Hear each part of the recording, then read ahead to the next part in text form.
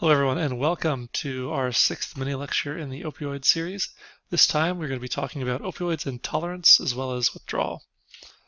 So first, tolerance. This is, as we've talked about in previous units, the diminishing effect of a drug with repeated use.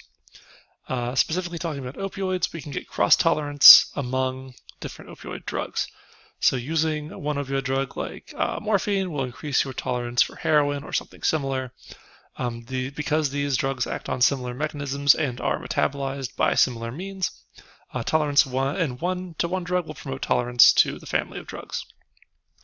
What we see is often the sensitization of craving or desire, the wanting component of drug use. So that becomes stronger with repeated uses, while the high, so the subjective euphoric liking portion of the drug using experience remains unchanged or decreases as tolerance develops. So while a user might not like the drug as much after repeated uses, their craving and desire to use can sensitize and increase over time. So speaking about these withdrawal symptoms specifically, there's a wide array, as you can see on the graph there on the right, that are sort of opposite compensation reactions for the acute action. For example, opiates are well known for their analgesic properties, their ability to reduce pain perception, and a withdrawal sign is pain and irritability. Likewise, these produce euphoria, but withdrawal can produce dysphoria and depression. You're going to see a pattern that a lot of the withdrawal symptoms are sort of like the opposite of the acute effects. So physical dependence is this neuroadaptive state in response to the long-term occupation of opioid receptors. When I say neuroadaptive, I don't mean adaptive in the sense that it's a good thing that promotes your survival. I mean it's adaptive in the neurons adapt to the changes that you are subjecting them to. So when a drug is no longer present, the cell shows a functional rebound where it sort of overshoots its basal levels and starts sort of doing the opposite of that withdrawal state. And that might not make a lot of sense right now, but we'll show it a couple of different ways. So the withdrawal symptom is sort of the slingshotting back of the acute effect. So for example, opiates can produce relaxation and sleep, and withdrawal from those can produce restlessness and insomnia. We'll give it some more in-depth examples at sort of a cellular level of how this is working as we continue. So opioids depress the central nervous system, so the withdrawal state is hyperactive. And what I mean by that is if you think back to when we were talking about the opioids and their receptor subtypes, all of them are inhibitory with regard to cyclic AMP synthesis and the opening of potassium channels, so they're an inhibitory transmission. So the compensatory state is going to be sort of a hyperexcited type state. So because of those changes that have taken place, when you have a loss of that inhibitory opioid action that your body has become accustomed to, the state it's been put in to compensate for that will leave it in a more excitable state. And we'll talk about that in a different way just here.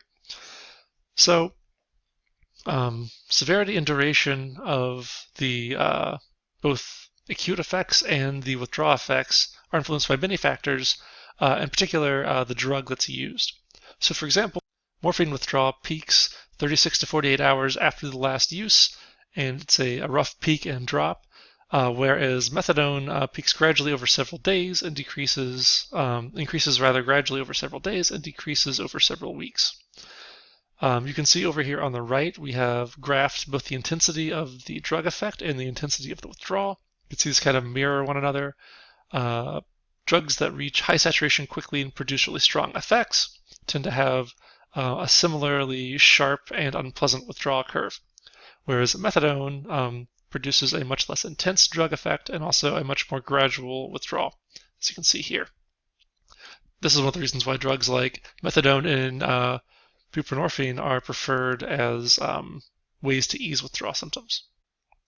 So continuing on with that, during a withdrawal state, administration of an opioid will rapidly eliminate withdrawal symptoms, as will another opioid, right? Because of those cross-tolerance mechanisms we talked about, since they're all operating through the same channels, using a different opioid than the one that you're coming off of can also eliminate withdrawal symptoms.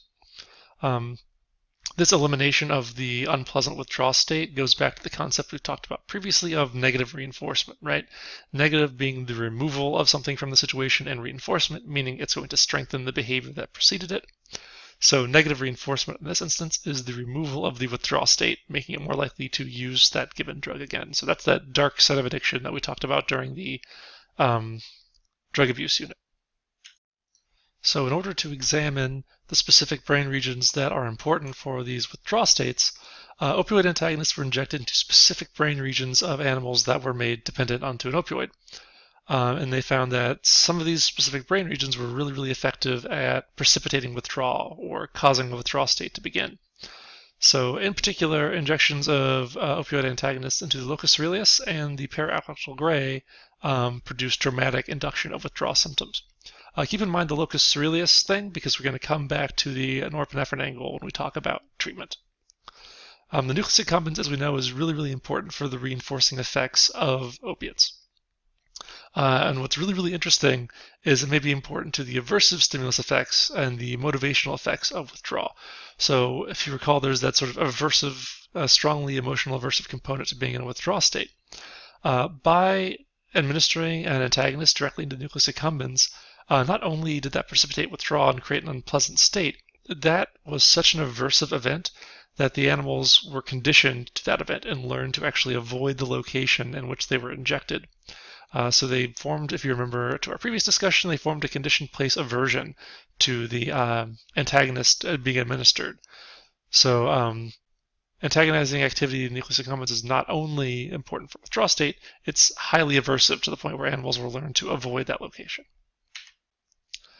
So let's talk a little bit about the physiology of withdrawal in terms of what we've been discussing previously. So as the nervous system adapts to a drug, tolerance is produced, right? We've talked about that a number of times already. So you can see here in this sort of schematized figure, we have homeostasis, sort of the state that we're at rest, where we're comfortable. Administration of a drug, an opiate in this instance, produces a disturbed homeostasis, right? Where our resting rate has been moved to some other place. And this is a very broad way of talking about this, right? We're talking about everything from analgesia to sleep patterns to euphoria have been disrupted. So this homeostatic state has been shifted to a different plane. We then undergo a compensatory mechanism which will try to even out the effects of the drug that's being put in, right? So it tries to put us back, our brain tries to put us back to a new steady normal. So then we achieve homeostasis. So as the drug is continuing to be administered, our compensatory mechanisms are keeping a lot of different aspects at the same sort of level. We have a compensation response happening. So then, when this drug is removed from the equation, our compensatory mechanisms aren't so quick to bounce back. These are in place and they take some time to adapt back to our previous homeostatic level. So as a result, we see once again disturbed homeostasis. But we don't see it disturbed in the same way, right? We see this disturbed in this sort of a rebounding opposite direction. So because that neuroadaptation continues to function after the removal of the drug, it's sort of like pulling a rubber band back and then snapping it, letting it go. It's going to go back in the other direction, produce a rebound in the opposite direction that the opiates were pulling. So, for example, the sedative effects of opiate use might rebound back to produce insomnia. So let's talk a little bit more about some specific physiology that has to do with this effect. So changes in cyclic AMP follow this model. If you'll remember, we talked about how opiates produce an inhibitory effect on adenyl cyclase, which is what's producing cyclic AMP. So here we're watching the cyclic AMP that's downstream of opiate signaling. You can see before morphine treatment, we're at a normal level. This graph is showing the percentage of normal cyclic AMP, so of course we're showing 100% of our normal level. As morphine treatment begins, you can see with acute administration, we see a dramatic reduction in cyclic AMP synthesis, right? This makes sense because opiate drugs reduce the effectiveness of that adenyl cyclase, which means we have less cyclic AMP being produced. However, as tolerance develops, we see a gradual increase in cyclic AMP levels in these affected populations. So as our brain begins to compensate for the continued presence of opiates, we see cyclic AMP production ramp back up. So then during dependence, where this drug is being administered regularly, we see that the level of cyclic AMP stays about normal. However, here we have an abrupt withdrawal, where the subject is now abstinent, and the morphine is no longer being administered, we see this huge jump in cyclic AMP levels within the cells, because the brakes that were on this production are suddenly removed, and the compensatory mechanism is still in place, so we have this rocketing up of cyclic AMP levels. And then during the withdrawal state, we see the gradual reduction of these as things sort of go back to normal and eventually return to a normal level. So cyclic AMP production follows this model in the affected areas. Also, we see locus coeruleus firing activity following this model as well, the same sort of reduction in firing during tolerance or during the induction of morphine, then an increase in firing as tolerance develops, and then a massive increase in firing as withdrawal begins. And this is one of the reasons why noradrenergic drugs can be helpful in dealing with withdrawal symptoms, but we'll talk about that more next time. So let's talk briefly about some conditioning of cues, some of the behavioral type tolerance and withdrawal effects that are common. So cues can become secondary reinforcers in themselves. We talked about this at some length in our previous unit, so I won't spend too long on it. But through that sort of learning incentive salience process that we discussed, cues can take on value of their own, and they can start to drive actual physical effects. So these anticipatory reactions can be things like euphoria that's associated with the acquisition or administration activities, or it can result in sort of compensatory responses in preparation of using a drug, which is one of the reasons why addicts are more likely to overdose if they're taking drugs in a novel location without the same sort of rituals or same cues. That anticipatory response doesn't take place. In addition to that aspect, these cues can begin to serve as triggers, which can trigger relapse or a renewed interest in drug-seeking behavior. So this is one of the reasons why treatment programs try to encourage people to leave the old life behind and not go around those old places and see the same old people, because encountering those cues can be powerful triggers for reinstatement of drug-seeking. Likewise, as we mentioned previously, not only can cues be conditioned to rewarding aspects, they can be conditioned to the withdrawal negative aspects. So cues that have been associated with being in a withdrawal state can also promote seeking by prompting a down state. So instead of prompting a euphoric state or something like that with the cues that have been associated with reinforcement, cues that have been associated with a withdrawal state can prompt renewed drug seeking because of the psychological downstate.